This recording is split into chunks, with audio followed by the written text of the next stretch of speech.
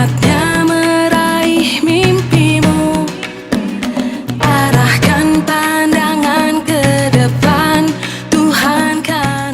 Assalamualaikum warahmatullahi wabarakatuh. Waalaikumsalam warahmatullahi wabarakatuh. Syukur alhamdulillah pada hari ini Allah masih memberi kita kesehatan serta kesempatan sehingga kita dapat berhadir di ruangan yang sederhana ini guna untuk membahas sedikit penimbasan saya dari program pendidikan guru penggerak angkatan 8 tentang modul budaya positif yang saya ambil temanya yaitu keyakinan kelas.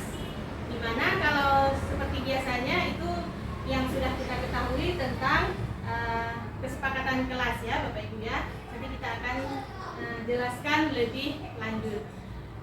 Selanjutnya salawat dan salam tak lupa kita kirimkan kepada baginda Nabi besar Muhammad SAW yang telah membawa kita dari alam kebodohan sehingga ke alam yang penuh ilmu pengetahuan seperti yang kita rasakan saat sekarang ini. Penghormatan saya kepada Ibu Kepala Sekolah, kepada seluruh Dewan Guru yang telah berhadir pada acara penimbasan hari ini.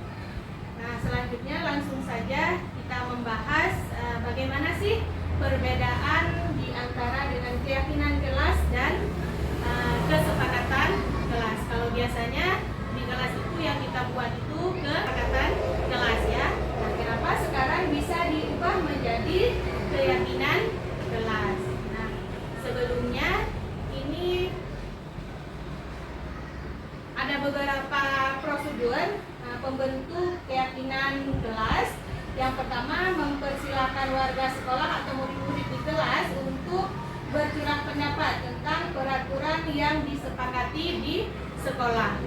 Nah, di sini ada lagi keluar kata-kata peraturan. Bisa nggak Bapak Ibu menyebutkan salah satu yang menjadi peraturan, misalnya di kelas?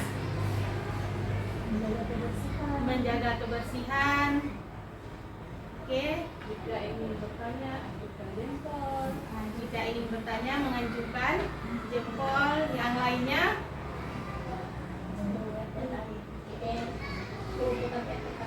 Iya, itu beberapa peraturan yang ada di kelas. Nah, kemudian setelah kita mengetahui apa peraturan di kelas yang sudah kita sepakati, kemudian mencatat semua masukan para murid, kemudian menyusun keyakinan kelas sesuai dengan prosedur. Nah, kemudian tinjau kembali curah pendapat yang dicatat. Nah, kemudian di sini akan ada nanti timbul sebuah keyakinan. Tadi kan sudah ada mengacungkan jempol, kemudian menjaga kebersihan, kemudian membuat PR. Nah, di sini kenapa bisa keyakinan? Jadi katanya itu kita masukkan semua peraturan itu kita masukkan dalam satu kata yang lebih mudah ataupun yang lebih singkat. Nah, bedanya kesepakatan, kalau kesepakatan kita dengan murid sudah mempunyai satu peraturan yang kita sepakati bersama, begitu ya. Nah, jadi kalau keyakinan itu kesepakatan yang kita yakini. Nah, jadi lebih lebih mendalam lagi maknanya. Nah, kenapa sekarang namanya berubah menjadi keyakinan? Kalau keyakinan itu adalah kesepakatan yang kita yakini bersama. Nah, nanti dia pada budaya positif ada lagi sebenarnya segitiga restitusi.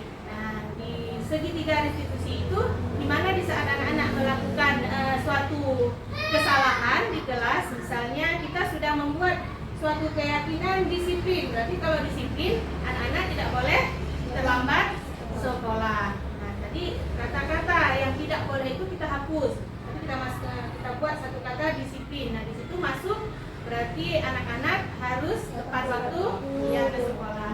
Nah, nanti di saat mereka terlambat, di saat kita mencarikan solusi terhadap anak tersebut, kenapa dia bisa terlambat ke sekolah, kita akan mengingatkan kembali apakah keyakinan kelas yang sudah kita buat, yang sudah kita sepakati. Berarti bedanya antara kesepakatan dengan keyakinan disitulah. Berarti kalau keyakinan, kesepakatan yang sudah kita yakini bersama. Insya Allah sudah bisa dimengerti ya sampai di situ. Ada yang ingin bertanya, ibu-ibu? Saya ingin bertanya. Berarti kan Silakan ibu.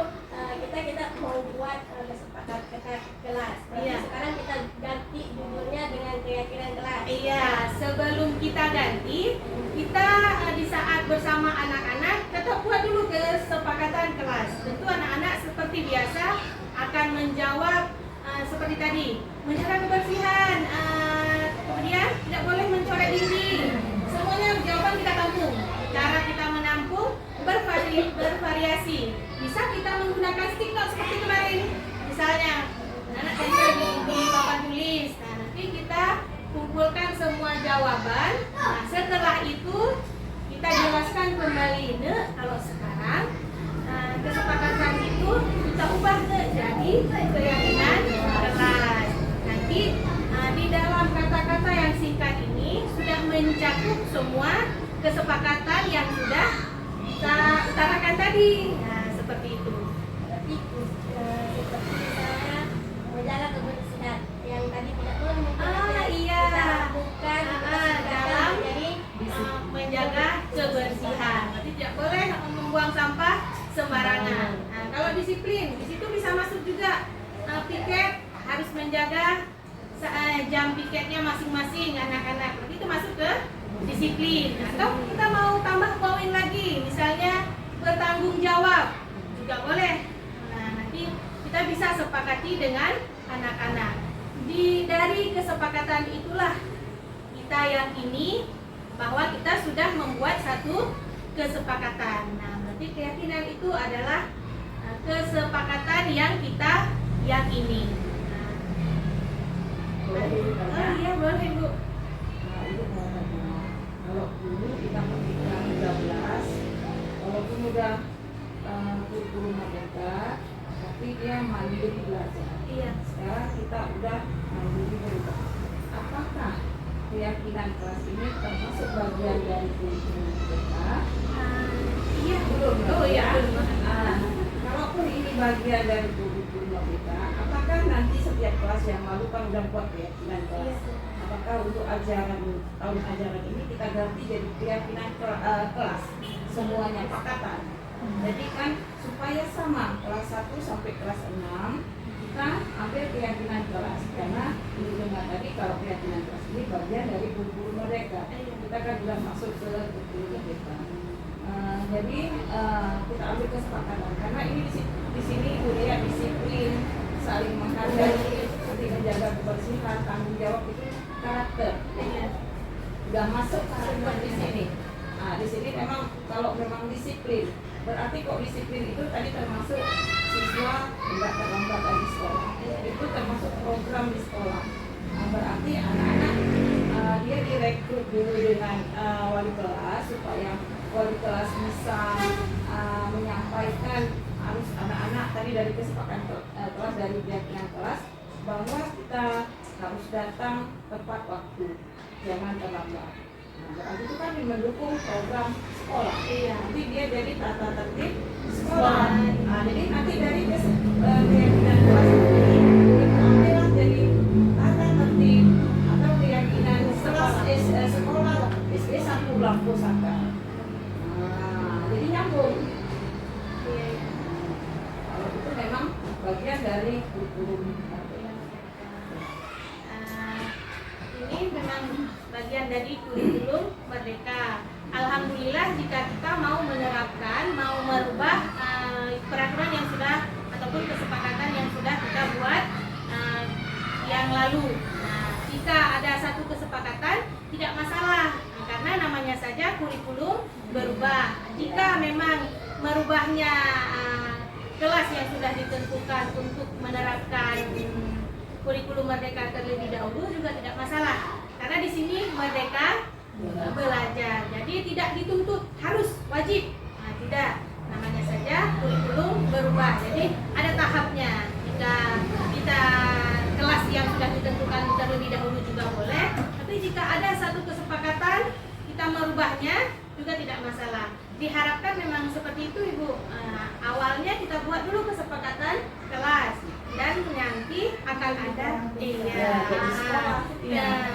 kesepakatan sekolah seperti itu. Karena di sini tidak kalau kesepakatan kelas pasti yang terlibat guru dan siswanya. Kalau kesepakatan sekolah pasti sudah kita semua. Iya.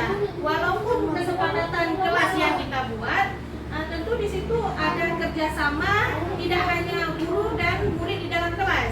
Tentu perlu kerjasama semua warga sekolah. Nah, karena murid yang misalnya kelas 4B, dia berada kelas 4B itu di dalam satu sekolah juga. Kalau sepertinya misalnya disiplin, anak-anak harus datang tepat waktu.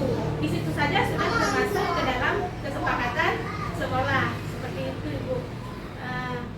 Bisa jika kita memang sepakat untuk mengubah semuanya seperti itu. Kalau ibu lihat, memang kelas sudah pakai kelas. Sekarang kurikulum mereka berubah, kita ubah sedikit. Iya. Pelan-pelan kita. Pelan-pelan dia karena berubah Iya. ya. Adakah pertanyaan lain, Ibu-ibu? Berarti Bu, sebelum kita menyusun keyakinan itu terlebih dahulu kita harus berembuk dengan anak-anak. Ada misalkan ada 10 poin. Iya. Lalu dari poin-poin tersebut mana yang masuk disiplin, Iya. mana yang masuk saling menghargai, mana yang masuk menjaga besar. Iya. Lahirlah keyakinan. Keyakinan. Jadi satu yang agak rancun menurut saya itu ya, mohon maaf. Kan kalau misalkan kita cantumkan disiplin, dari sekitar 20 anak di kelas, mungkin ada di antara mereka disiplin. Apa sih disiplin itu? Apa sih yang masuk disiplin? Kan tidak semua anak mengerti. Itu yang jadi pertanyaan saya. Bagaimana cara kita supaya semua anak itu tahu disiplin itu poin-poin yang mana saja yang masuk ke disiplin, saling menjaga saling menghargai poin-poin yang mana saja. Itu bagaimana cara kita memberi pemahaman kepada anak. Kita di saat kita membuat kesepakatan seperti yang sudah saya praktekkan di kelas, saya mengulang beberapa kali hingga anak-anak sudah bisa memahami. Jika ada yang sudah beberapa bisa memahami, tentu kita akan bertanya pada anak yang lain. Nanti jika ada anak yang belum mengerti, biarkan temannya yang menjelaskan. Saya rasa jika temannya yang menjelaskan, mereka akan lebih paham. Nah, ada tadi kita kan udah sebut nggak boleh terlambat, itu masuk ke disiplin. Nanti kan ada tadi kita harus masuk kelas setelah jam istirahat tepat waktu, itu masuk ke disiplin. Nah gitu, insya Allah pelan-pelan akan mengerti. Sama juga seperti saat kita mengajar. Iya, kan ada anak-anak yang lambat dalam mencerna. Nah ini juga seperti itu. Insya Allah besoknya di saat kejadian di lapangan kita ingatkan lagi keyakinan. Berarti bagus sekali programnya. Iya. Karena secara tidak langsung kita sudah mengajarkan anak-anak membedakan ya, Iya. membedakan sejak perilaku. Iya. Bagus sekali. Itu berarti kegiatannya sehari-hari yang kita lakukan Iya. di sekolah. Iya. Kan kalau kegiatan sehari seperti datang tepat waktu, datang ke kelas di rumah. Iya. Kemudian kalau istirahat waktunya, istirahat main di luar, jangan kelas, masuk tepat Iya. waktunya. Itu kan Udah kegiatan disiplin. sehari-hari. Nanti kalau misalkan ada sebutkan contoh disiplin, anak-anak udah tahu sih Iya. ya. Semoga ya. Sederhana aja. Iya. Jadi di setiap kesempatan di saat mau istirahat, ingat keyakinan kelas kita apa? Ada disiplin, berarti jam istirahat harus istirahat. Nah seperti itu kan, insya Allah mereka akan ingat. Jika ada satu dua misalnya yang lalai tidak langsung istirahat, kita ingatkan lagi. Nanti kalau kita tidak disiplin, tidak cepat istirahat, apa resikonya? Kalian akan terlambat masuk kembali ke kelas dengan seperti itu. Pelajaran. Iya, jadi intinya kita sebagai guru tidak boleh malas ataupun tidak boleh, harus sering-sering lah kita mengingatkan hal tersebut. dengan setiap hari ataupun setiap ada kejadian kita mengingatkan kembali, insya Allah mereka akan mudah ingat ya mana saja yang masuk ke dalam disiplin, saling menghargai dan menjaga kebersihan, ataupun ada kita bisa menambah poin-poin yang lainnya seperti itu. Bagaimana ibu-ibu, ada lagi? Nah, berarti cukup sampai di sini penjelasan kita pada hari ini.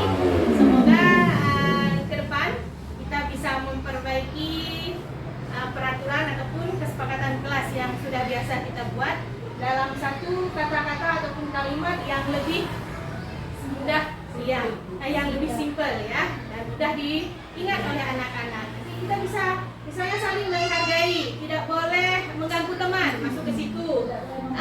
Tidak boleh membuli, masuk juga ke saling menghargai. Tidak boleh memotong pembicaraan kawan, juga masuk ke dalam saling menghargai. Nanti kalau menjaga kebersihan, tidak boleh mencoret papan dinding, ya, tidak boleh buang sampah sembarangan. Itu masuk ke menjaga kebersihan. Terima kasih waktunya untuk ibu-ibu. Lebih dan kurang saya mohon maaf. Saya akhiri. Billahi taufiq wal hidayah. Wassalamualaikum warahmatullahi wabarakatuh. Waalaikumsalam.